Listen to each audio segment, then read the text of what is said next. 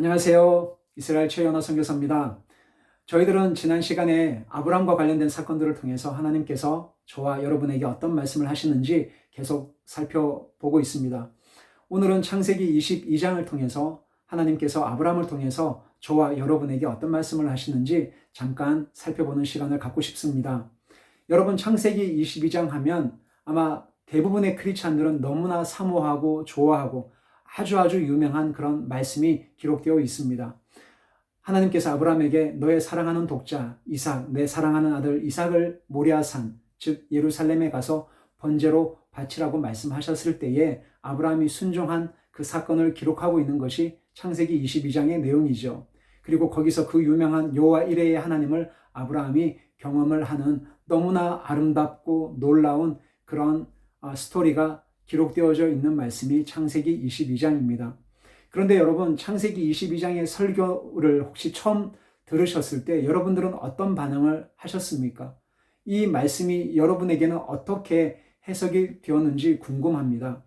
저는 개인적으로 성경을 읽거나 묵상하거나 혹은 공부를 할 때에 몇 가지 원칙이 있습니다. 왜냐하면 이 원칙을 지키지 않으면 자칫 잘못하면 성경을 읽거나 해석할 때 오류에 빠질 수가 있고 자의적인 해석을 할 수가 있기 때문에 저 나름의 몇 가지 원칙이 있는데, 첫 번째는 성경을 읽거나 묵상하실 때에는 반드시 하나님 중심으로, 예수 그리스도 중심으로, 다시 말씀드리면 구속사적인 관점으로 성경을 읽고 이해를 해야 바른 해석을 할 수가 있습니다. 구속사적인 관점으로 성경을 읽으라고 말씀드리는 이유는 이 성경은 하나님께서 죄 많은 인류를 구원하시기 위해 하나밖에 없는 아들 예수 그리스도를 어떻게 희생하셨고, 죄 많은 한 사람 한 사람을 통해서 하나님의 구원을 어떻게 이루어 가셨는지 하나님의 열심, 하나님의 선교를 기록하고 선포하고 있는 책이 바로 성경이기 때문에 성경은 철저히 예수 그리스도 중심으로 구속사적인 관점으로 성경을 읽고 이해를 해야 바른 해석을 할 수 있다는 말씀입니다. 두 번째 기억하셔야 될 원리는 성경은 반드시 컨텍스트 안에서 전후 문맥을 꼼꼼하게 잘 살피지 않으면 자의적인 해석에 오류에 빠질 수가 있습니다. 자의적인 해석을 하지 않고 성경 기자가 성경이 1차적으로 어떤 의미로 말씀하고 있는지를 바르게 알려면 항상 전후 문맥을 바르게 살펴서 성경을 읽고 이해를 하셔야 됩니다. 세 번째 중요한 원칙은 성경을 읽고 이해하실 때에 빨리 적용거리를 찾기 위해서, 적용하기 위해서 큐티를 한다든지 적용하기 위해서 성경 공부를 해서는 안 된다라는 것입니다. 물론 성경을 읽거나 묵상할 때에 적용해야 될 좋은 교훈들이 있지만 그 교훈을 찾기 위해서, 적용거리를 찾기 위해서 성경을 읽다 보면 자의적인 해석을 할 수가 있고 나의 의가 먼저 앞설 수가 있고 나의 열심이 성령의 인도함보다 먼저 앞서 행할 수 있는 오류에 빠질 수 있기 때문에 성경은 성령을 통해서 나에게 어떤 말씀을 하시는지 잠잠히 그분의 말씀 앞에 엎드려 귀를 기울이는 훈련이 정말 필요하다고 생각을 합니다. 그런 의미에서 이 창세기 22장은 여러분이나 저에게 너무나 익숙한 설교요, 말씀이요, 많이 들었던 내용이지만 정말 많은 분들이 잘못된 생각과 오류에 빠질 수 있는 함정을 가지고 있다고 생각을 합니다. 제가 30년 전에 처음 신앙생활을 할 때에 많은 설교하신 분들이 이 말씀을 이렇게 많이들 인용을 하셨습니다. 가령 예를 들어서 이렇게 설교를 하셨죠. 여러분, 아브라함이 이 창세기 22장에 보면 자신의 하나밖에 없는 아들을 바쳤을 때에, 헌신했을 때에 하나님이 그의 아들을 살리셨고 또 순양을 예비하셔서 이렇게 축복을 하셨습니다. 그래서 여러분들도 헌신하십시오. 여러분들도 바치십시오. 드리십시오. 그러면 하나님께서 이렇게 축복을 하십니다라고 이런 류의 설교와 강의들을 참 많이 접하곤 했습니다. 사랑하는 여러분, 창세기 22장에 물론 그런 의미와 내용들도 있지만 1차적으로 그거보다도 더 중요한 예표적인 사건은 바로 장차 오실 예수 그리스도가 순종하셔서 예루살렘에서 십자가를 지시고 피를 흘리셔서 우리의 죄를 대속하신 이런 예표적인 사건을 하나님은 아브라함의 순종을 통해서 이 사건을 미리 예표하고 있다는 사실입니다.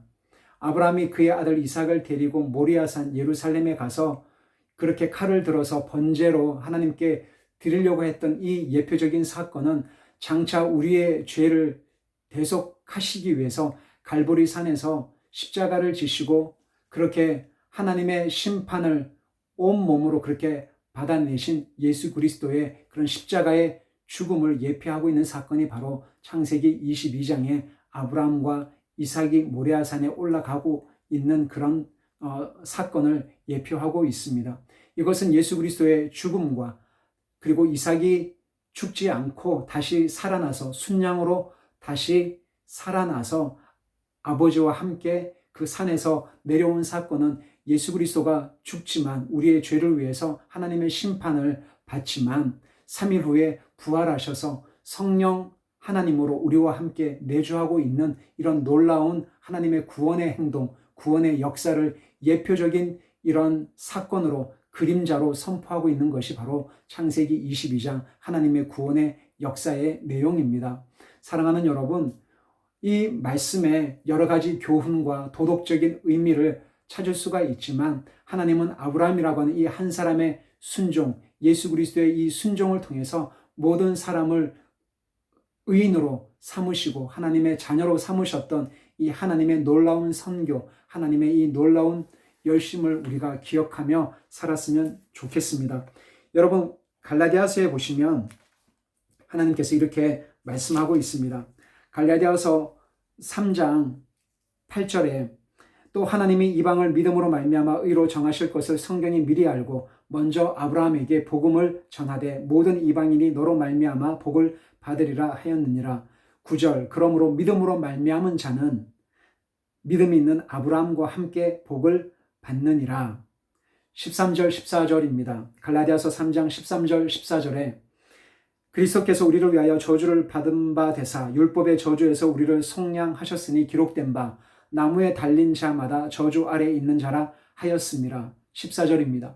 이는 그리스도 예수 안에서 아브라함의 복이 이방인에게 미치게 하고 또 우리로 하여금 믿음으로 말미암아 성령의 약속을 받게 하려 함이라. 아멘. 아브라함의 후손으로 하나님이 우리를 인쳐주실 때에 아브라함은 그의 아들 이삭을 모리아산의 번제로 바쳤습니다. 그렇지만 하나님은 이삭을 살리신 것처럼 하나님은 그의 아들 예수 그리스도의 십자가의 죽음을 통해 온 인류의 죄를 대속하셨고 그의 아들을 죽음 가운데 두지 않으시고 3일 만에 부활하셔서 성령 하나님으로 예수 그리스도를 믿음으로 고백하는 우리 모든 신자들 안에 성령과 함께 우리 안에 거하시는 그 예수 그리스도의 그 축복이 저와 여러분 안에 지금도 내주하고 있습니다. 그 사건을 기록하고 예표하고 있는 놀라운 사건이 바로 창세기 22장의 내용입니다. 사랑하는 여러분, 성경을 읽고 묵상하고 공부하실 때에 아브라함처럼 아브라함이 여러분의 삶의 신앙의 우선순위가 안 되었으면 좋겠습니다. 아브라함은 우상 숭배자였습니다. 그의 아내를 속이고 자신이 살기 위해서 이집트 왕에게 거짓말을 했던 그런 사람이었죠. 모세를 우상화하지 마십시오. 모세는 살인자였습니다. 다윗을 우상화하지 마십시오. 솔로몬을 우상화하지 마십시오. 사무엘을 우상화하지 마십시오. 다윗 또한 유부녀를 간통하고 하나님 앞에 범죄한 연약한 죄성을 가진 인간이었습니다. 솔로몬도 우상 숭배자의 그런 세월을 살았던 한낱 저희와 똑같은 성정을 가진 사람이었습니다. 어떤 성경의 이야기를 접하실 때에 설교를 하시거나 들으실 때 그 연약한 한 사람 한 사람을 통해서 하나님께서 얼마나 놀라운 구원의 영광을, 구원의 역사를 그 한 사람을 통해서 이루어 가셨는지 하나님 중심으로, 예수 그리스도 중심으로, 그리고 구속사적인 관점으로 이 성경을 읽고 이해하실 때에 하나님은 정말 신실하신 하나님이시라는 것을 저와 여러분 삶 가운데 하나님이 더 많이 나타내실 거라 생각합니다. 여러분 다음 시간에 또 뵙겠습니다. 감사합니다.